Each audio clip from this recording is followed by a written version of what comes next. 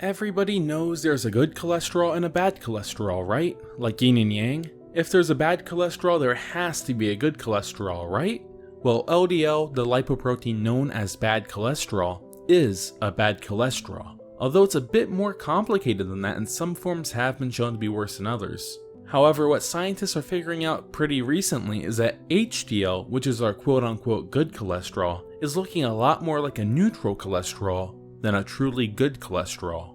Although people with a higher HDL, or HDL to LDL ratio, or HDL triglyceride ratio, or whatever the new fad metric is, tend to live longer, it appears that HDL is more the innocent bystander cholesterol than a good cholesterol. The thing is, there's a very strong negative correlation between HDL cholesterol levels and cardiovascular outcomes. Higher HDL means less heart attacks and strokes and so forth, but in reality, this is simply a case of correlation does not equal causation.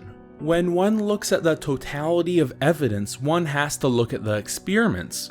Fortunes were invested in trying to find drugs that would raise your HDL cholesterol, and because of these fortunes we have developed very reliable ways of artificially boosting HDL cholesterol. One of the safest and easiest ways is supplementing with niacin, or vitamin B3. However, when you look at the conclusions from these tests, it's apparent that raising HDL artificially simply does not improve rates of negative cardiovascular outcomes in test populations.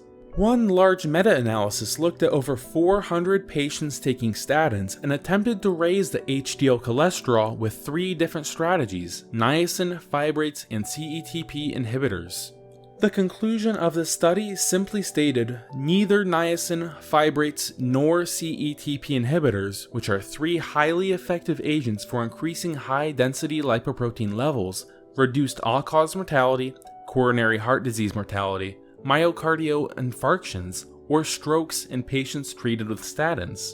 Although observational studies might suggest a simplistic hypothesis for high-density lipoprotein cholesterol, that increasing the levels pharmacologically would generally reduce cardiovascular events, in the current era of widespread use of statins and dyslipidemia, substantial trials of these 3 agents do not support this concept. In reality, the reason why people with higher HDL tend to have lower rates of cardiovascular diseases is because HDL is positively correlated with a healthy lifestyle, such as healthy diet, quitting smoking, and exercise. The healthy lifestyle is what causes people to have better health outcomes, not the HDL. In this case, the correlation is that, just a correlation.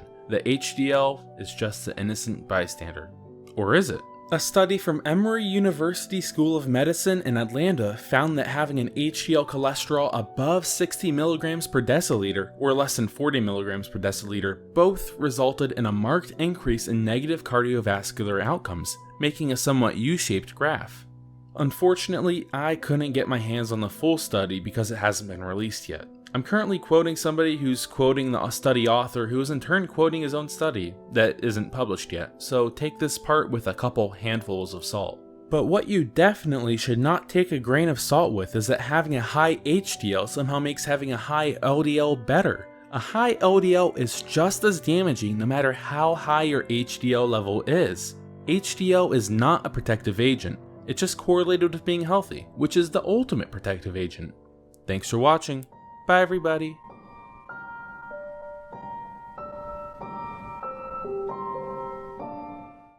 Ja, deze niet zo mooi.